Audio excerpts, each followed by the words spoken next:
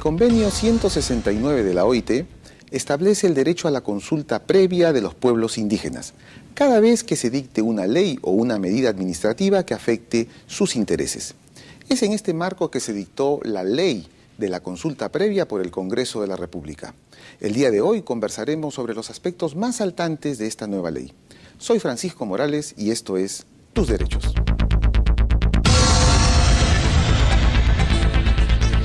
La ley recién aprobada, ¿no?, en el Congreso. Y si una consulta justamente es para saber el criterio de la gente con respecto a lo que quieren hacer.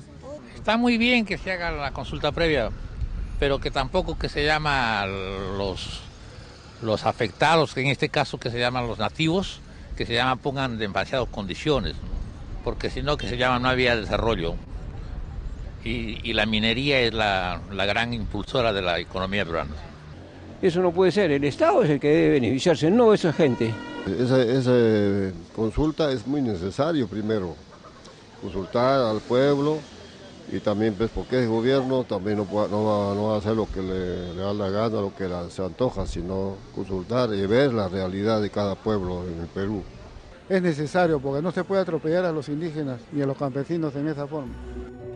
El Convenio 169 sobre pueblos indígenas y tribales en países independientes, ratificado por el Estado peruano e incorporado al ordenamiento jurídico nacional desde 1993, tiene como temas principales la consulta, la participación y el derecho de estos pueblos a decidir sobre sus propias prioridades de desarrollo, en la medida que éste afecte a sus vidas, creencias, instituciones, bienestar espiritual y a las tierras que ocupan o utilizan de alguna manera. El Tribunal Constitucional señaló que la vigencia social del Convenio 169 fue sumamente limitada, pero al mismo tiempo, en términos de validez, resaltó y consolidó la calidad del convenio, cuya vigencia en nuestro país se dio desde 1995 y que desde esa fecha no fue materia de regulación por parte del Congreso o del Poder Ejecutivo. Al no haberse implementado tal derecho, se generó una situación de inseguridad que afectó no solo a los pueblos indígenas, sino a aquellas personas que desarrollaron acciones sin que el Estado haya exigido previamente llevar a cabo el proceso de consulta. El derecho a la consulta no es un derecho individual, es un derecho colectivo que se reconoce a los pueblos tribales y a los pueblos indígenas, con quienes el Estado deberá dialogar para lograr en conjunto el desarrollo del país sin vulnerar los derechos de sus integrantes. Después de las sentencias del Tribunal Constitucional, nuestro país promulgó la Ley de Consulta Previa el 6 de septiembre último y desarrolla el contenido, los principios y el procedimiento del derecho a la consulta previa a los pueblos indígenas u originarios respecto a las medidas legislativas o administrativas que les afecten directamente. El derecho a la consulta es el derecho de los pueblos indígenas u originarios a ser consultados de forma previa sobre las medidas legislativas o administrativas que afecten directamente sus derechos colectivos, sobre su existencia física, identidad cultural, calidad de vida o desarrollo, y tiene por finalidad alcanzar un acuerdo o consentimiento entre el Estado y los pueblos indígenas u originarios respecto a la medida legislativa o administrativa que les afecten directamente. La consulta se deberá realizar a través de un diálogo intercultural que garantice la inclusión en los procesos de toma de decisión del Estado y la adopción de medidas respetuosas de sus derechos colectivos.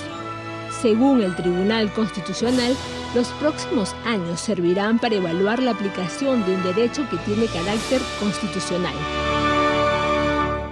Este fue nuestro informe sobre la consulta previa, en el marco de la nueva ley de consulta previa, y que se ha dado a partir del convenio 169 de la OIT sobre pueblos indígenas y tribales.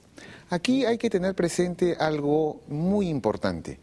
Hasta antes de la expedición de este convenio 169, se consideraba que los pueblos indígenas de todo el mundo debían ser asimilados, es decir, la cultura occidental debía prevalecer sobre las tradiciones de estos pueblos indígenas.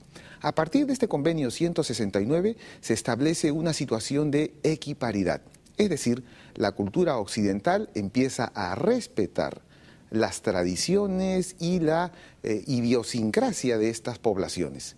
Es en ese marco que se dicta esta ley de la consulta previa. Esto hay que tenerlo muy presente para poder comprender la real dimensión del convenio 169 y la ley de la consulta previa.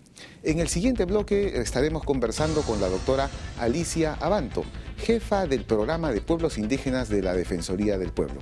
Regresamos después de la pausa.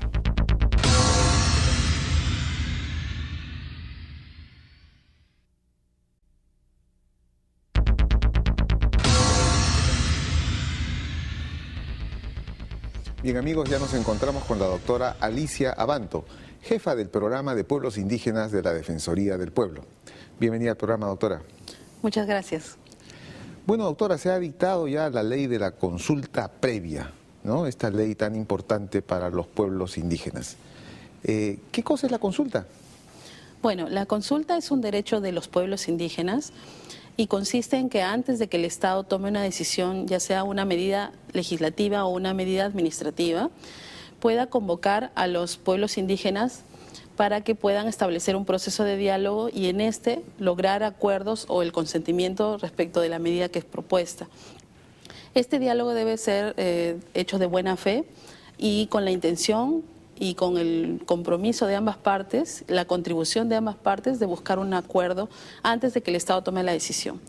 Es un proceso de diálogo que se debe realizar a través de las organizaciones representativas de los pueblos indígenas y busca finalmente que el Estado al momento de tomar decisiones respete los derechos de los pueblos indígenas. ¿Y por qué?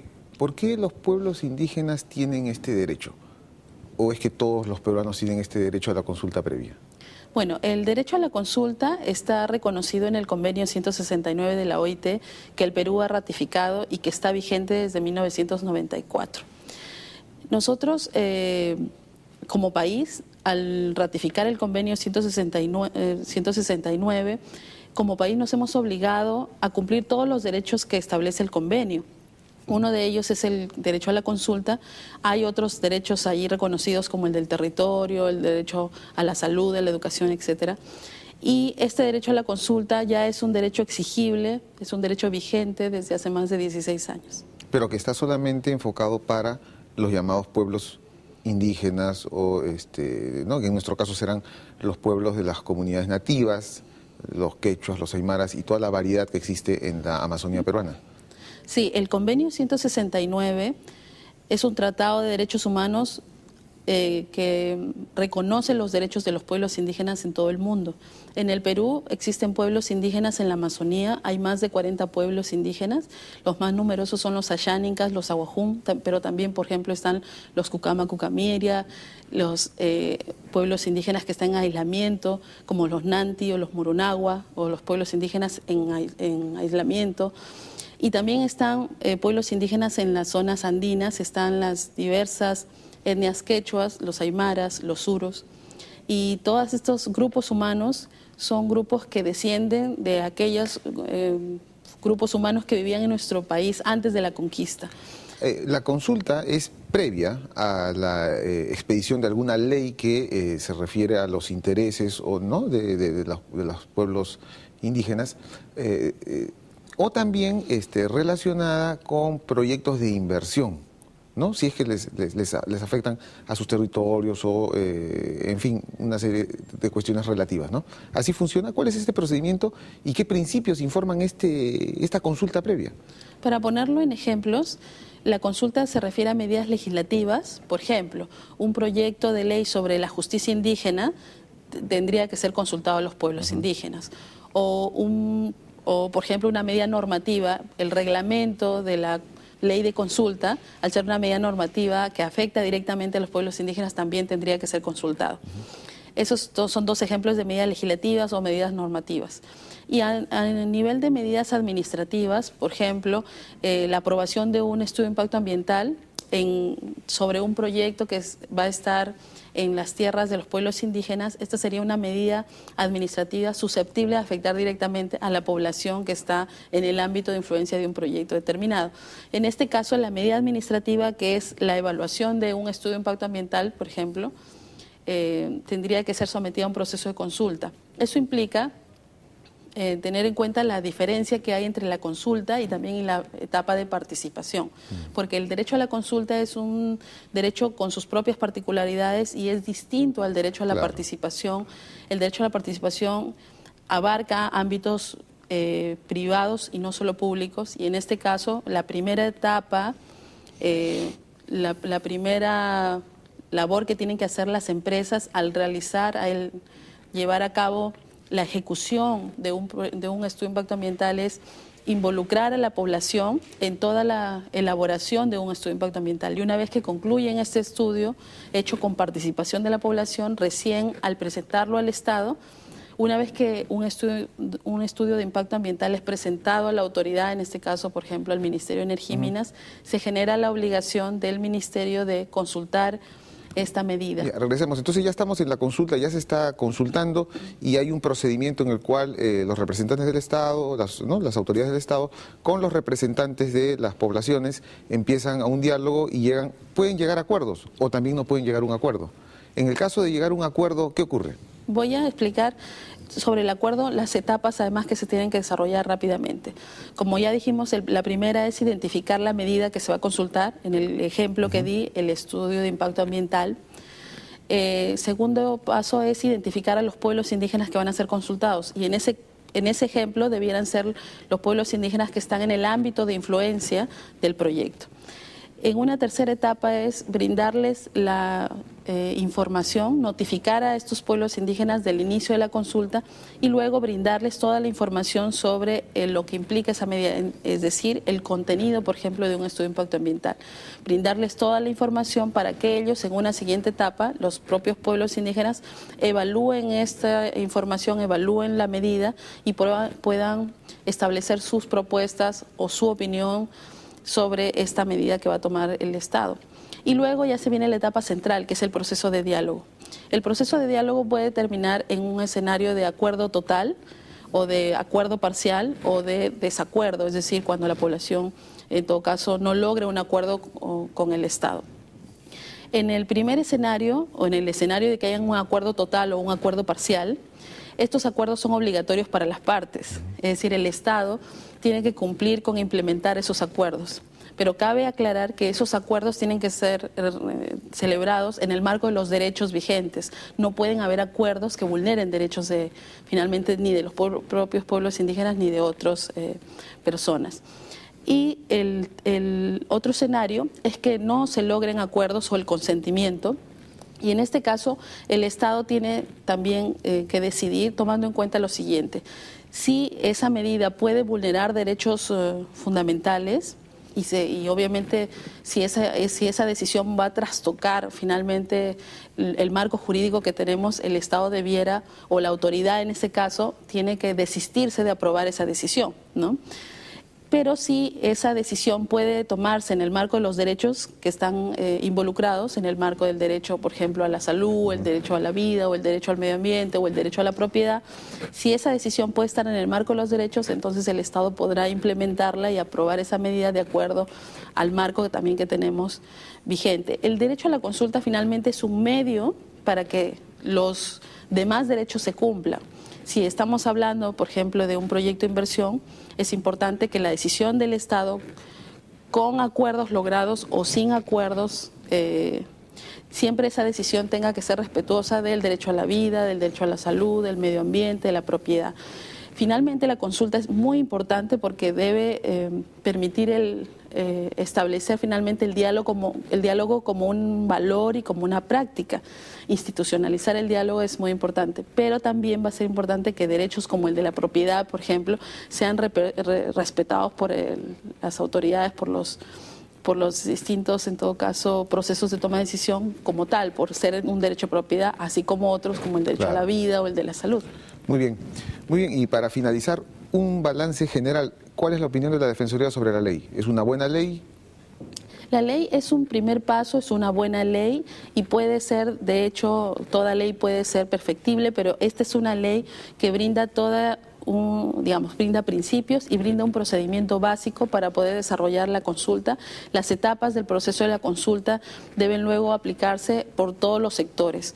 Estas son 7 etapas que deben aplicarse, por ejemplo, por el sector energía y minas o por el Congreso de la República al momento de aprobar una ley. Finalmente, hay un reto de implementación y la Defensoría del Pueblo sobre este tema ha señalado 3 cosas importantes. Primero, que se necesita que se reglamenten por el Congreso de la República y también por el Poder Ejecutivo, que se establezcan finalmente capacidades en los funcionarios públicos y que las nuevas normas, también los nuevos reglamentos sean consultados con los pueblos indígenas. Muy bien, doctora, muchas gracias por su participación en el programa. Esperemos pues que, amigos televidentes, que esta ley ya se implementará y evaluaremos y si hay que perfeccionar algo, se hará. En el siguiente bloque estaremos con el señor Alberto Pizango, presidente de AIDESEP, para también comentar sobre la ley de consulta. Regresamos después de la pausa.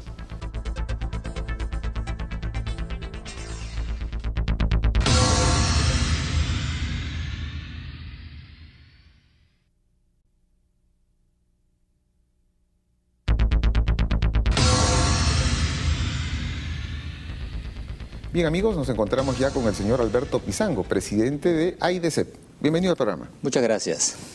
Bueno, de plano, una valoración general de esta ley de la consulta previa. ¿Qué opinión tienen ustedes sobre esta ley? Bueno, la ley marco de consulta para nosotros, los pueblos indígenas, es un gran avance.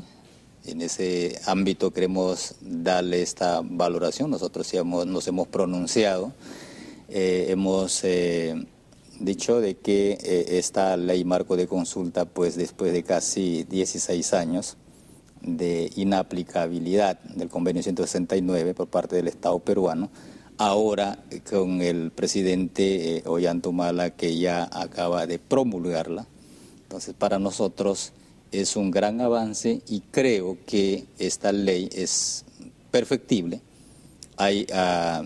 Y estamos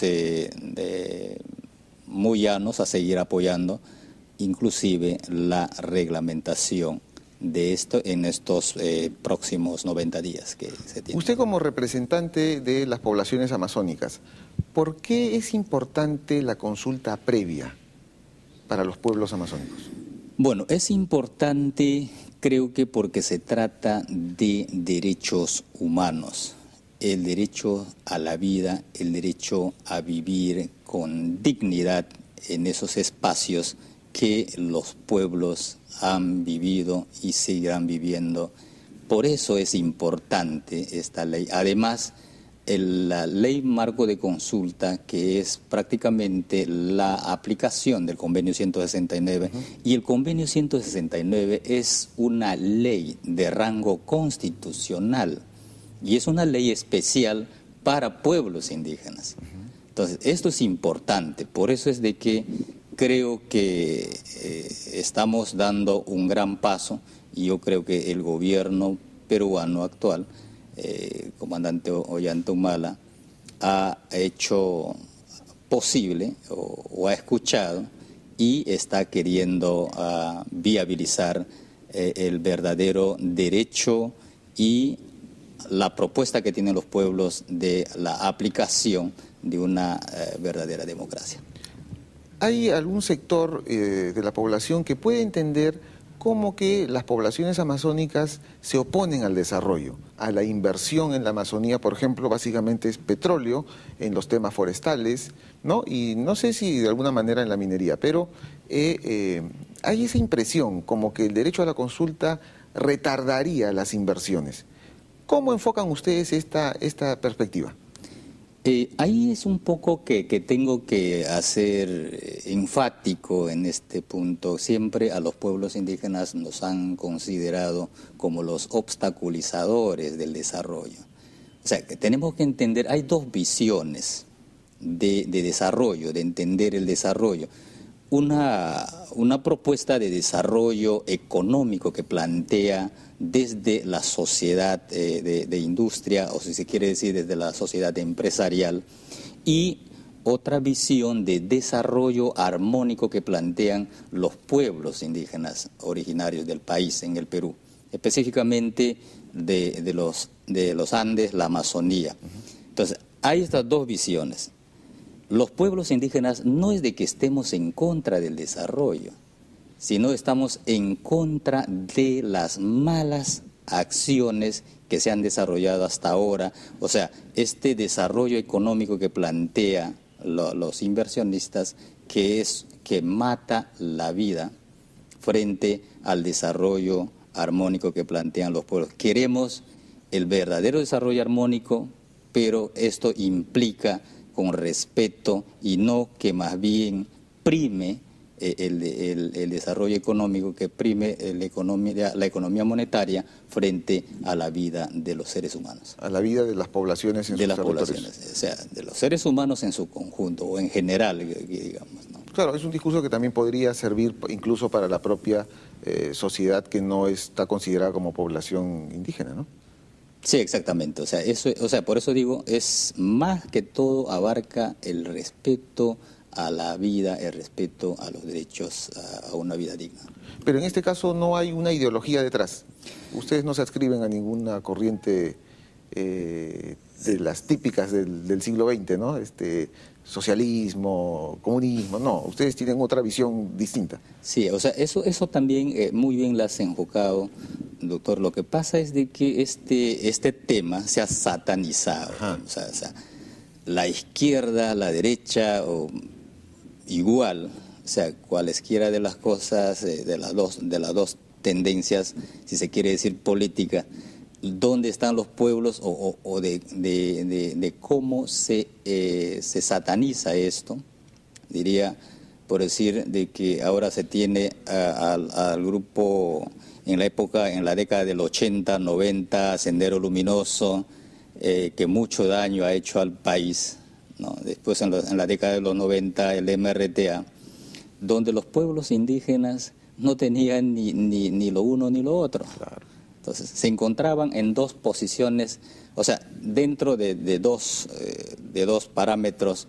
Por un lado entraban los subversivos y salían los subversivos, entraban los militares, igual a crear zozobra. Digamos, han sido víctimas. Han sido víctimas y ahora nosotros pues no estamos de ninguno de estas posiciones extremistas, sino más bien estamos diciendo que nosotros nos situamos en el legítimo derecho a ejercer la defensa de los derechos humanos. AIDESEP, que es una de las organizaciones más antiguas de representación de las poblaciones amazónicas, ¿qué ejemplos hay donde se haya podido conseguir un acuerdo en materia de inversiones? ¿Existen consultas o rondas previas en las cuales ustedes como representantes se hayan podido poner de acuerdo con inversionistas para desarrollar algún proyecto de inversión en materia petrolera o forestal? A decirte verdad de que no existe ningún ejemplo o emblemático, digamos, de esto de que se haya llegado, justamente porque se ha satanizado, se ha tergiversado el verdadero diálogo a partir del convenio 169, por decir. ¿Por qué digo a partir del convenio 169? La no aplicabilidad del convenio 169. Entonces, ahí han ido minimizando y violando cada día los derechos de los peruanos, porque somos peruanos y yo quiero decir esto porque cuando decimos de que te defendemos Perú, porque te queremos, porque te amamos, y eso es lo que los pueblos están diciendo ahora, queremos realmente encontrar ese respeto, esa fórmula de donde exista voluntad política y muy buena fe y un diálogo sincero, pues, ¿no?, para llegar a acuerdos y que realmente pues se dé el verdadero desarrollo. ¿Qué expectativas tienen en relación a los acuerdos que se puedan dar en materia de esta ley de la consulta previa? Allí yo creo que lo que hay que hacer es, en el proceso de reglamentación que nosotros estamos proponiendo, queremos tenerle a todos para que no se demore, como dicen, o sea, Si la inversión es importante, no debe parar, el crecimiento económico no debe parar, sí, pues no debe parar, pero para ello necesitamos entonces trabajar en forma conjunta, donde todos deben estar, los empresarios, los inversionistas, poniéndonos de acuerdo, consensuando, y a partir de allí, teniendo la herramienta, la reglamentación clara, ¿no?, que permita pues el cumplimiento de los estándares mínimos internacionales, ¿no? Cambiando un poquito de tema rápido, brevemente, ¿hay algunas exigencias en materia de salud, educación, que también los pueblos indígenas quieren que a raíz del derecho a la consulta las inversiones también contribuyan de algún modo a esto, ¿no? Me parece interesante esta exigencia. Claro, yo creo que ahí tenemos nosotros propuestas.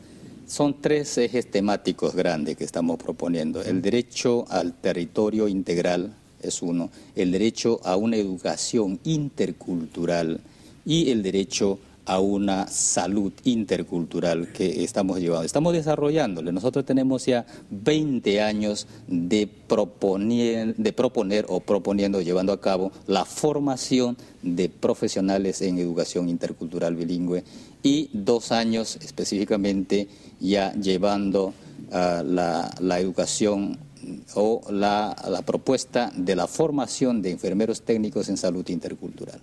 Bueno, entonces esperemos pues que la ley de la consulta previa se aplique y que haya de ambas partes, ¿no?, un espíritu que permita un diálogo y que se lleguen a acuerdos. Yo creo que eso es el espíritu que los pueblos sienten ahora. Yo estuve ahora con la Defensoría del Pueblo, con el defensor del pueblo que es el doctor Eduardo Vega. Yo le he dicho de que ahora estamos en un escenario muy diferente. Creo que estamos las instituciones como de las organizaciones indígenas y del Estado peruano enlazándonos y conociéndonos y un diálogo mejor, digamos, para podernos entender y así desarrollar los proyectos de inversión que permitan no los conflictos sociales, sino que hagan viable la paz perdurable. Muy bien, nosotros también auspiciamos que esto sea así. Todo diálogo debe ser en paz y sin ningún tipo de violencia. Muchas gracias por venir al programa, señor Pizano. Muchísimas gracias a ustedes. Bien, amigos, y nosotros continuaremos el próximo sábado, como siempre, con otro interesante tema referido a los derechos. Y ya saben, si tienen alguna consulta, alguna duda, no duden en escribirnos a nuestro correo electrónico tus-derechos@tvperú.gov.p o también a nuestro Facebook, tusderechos-tvperú. Y como siempre, los sábados a las 11 de la mañana por TV Perú, mucho más que ver.